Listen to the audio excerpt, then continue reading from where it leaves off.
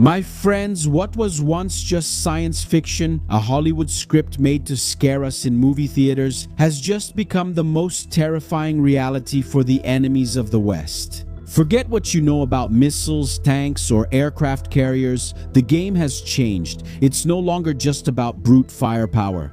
Now it's about the brain that controls absolutely everything.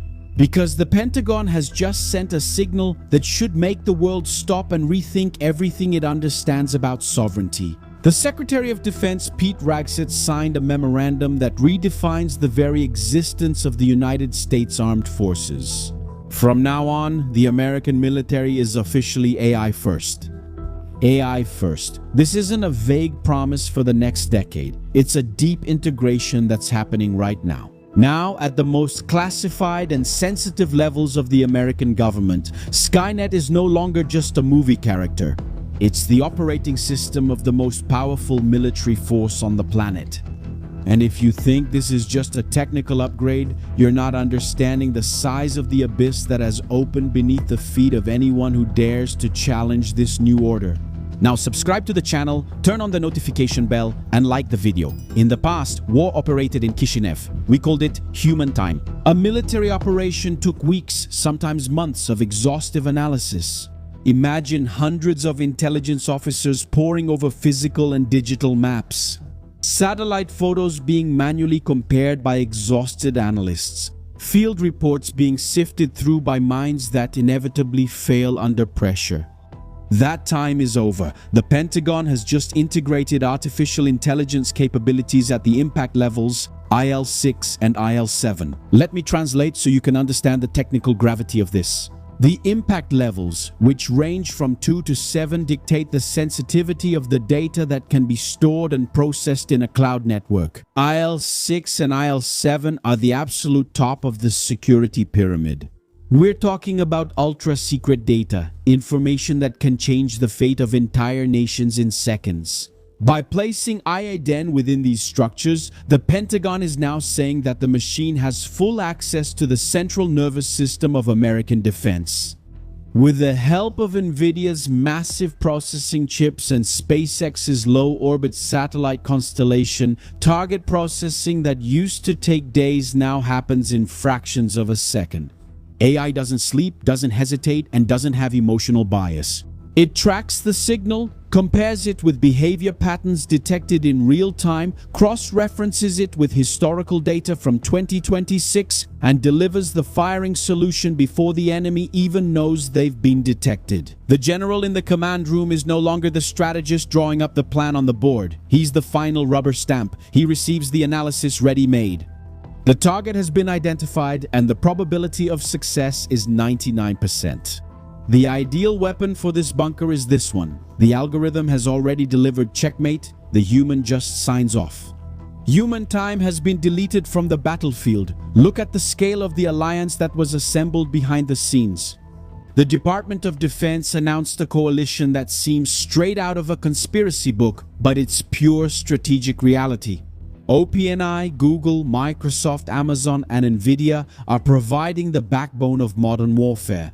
It's the ultimate fusion between Silicon Valley and the Pentagon. The official platform, called Genia 1000, already has more than 1.3 million military users. Pay attention to these numbers. In just 5 months of operation, these civilian personnel and contractors have already generated tens of millions of prompts and deployed hundreds of thousands of AI agents. This means that intelligence is decentralized. From the soldier in the trench to the analyst in Washington, everyone has an agent processing data, synthesizing information, and enhancing situational awareness in complex environments.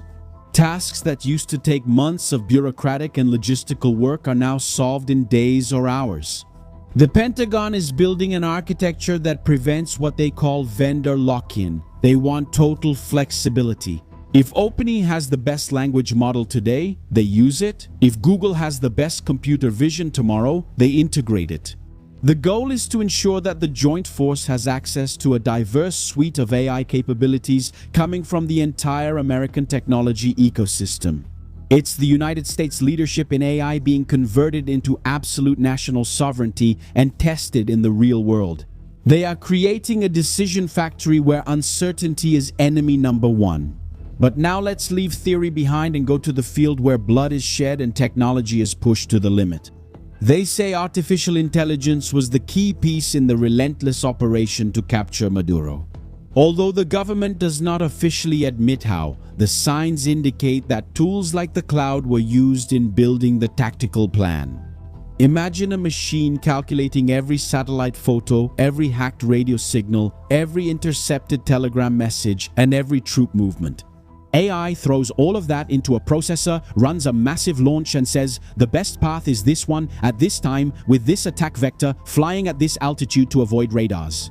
It was a perfect operation because it was planned by a mind that doesn't overlook details and doesn't get tired. In Israel, the reality is even more technologically intense. Andaril's Larisi platform creates a digital dome that detects threats even before they're launched. And this is where Palantir's Maven software comes in, from one of those revolutionary companies operating in the shadows of power. Maven isn't just an AI, it's a data predator. It collects satellite images, listens to phone conversations, and filters messages in Telegram groups. Think about the process. A homeless person in a conflict zone writes on Telegram to a neighbor, "Did you see that a drone just passed by on the street?" Maven captures this information, cross-references it with the satellite's thermal image, checks the number of drones that have been mapped in the region, and processes all of this in real time. In the conventional process, this list of targets would go through an intelligence officer, then through an ordnance officer to decide on the right bomb, and then through the strategic planning team to design the attack. This used to take days and thousands of people. Today, the United States and Israel have created a target production line. They are able to carry out more attacks in 5 days of war than in the Gulf Wars of '91 and 2003 combined, and with incredible precision. Surgical, but my friends, I confess to you, this gives me chills, and it should give you chills too. We are entering a territory where the discussion is extremely serious. We are handing over control of humanity's most powerful weapons to algorithms. The machine makes mistakes. And when it makes a mistake, as has probably already happened in these wars, the price can be irreparable.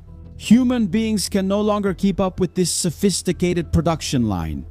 The attack order has become almost a facade, a bureaucratic stamp on a decision that has already been made by software that the general doesn't have time to audit. The decision window is 5 seconds. There's no way to verify the data. Either you trust the machine or you lose the war. And this is where the danger becomes existential. AI is a wonderful tool, but if it falls into the hands of a malicious leader, it becomes the ultimate weapon of oppression against their own people.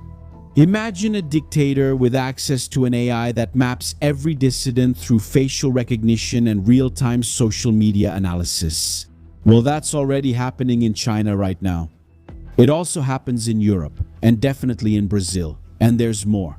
And what if these private corporations that control these codes, companies that today have more power and data than many countries, decide that they're the ones in charge?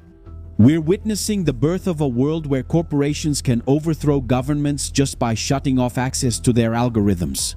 It's the scenario that science fiction already predicted, where companies are the real global government. China and Russia aren't standing still. They're in the same desperate race. Imagine the Iranian regime with an AI guiding its drone swarms with centimeter-level precision. The same technology that can perform brain surgery with millimeter precision or write a short passage can now decide who lives and who dies on the battlefield more than ever.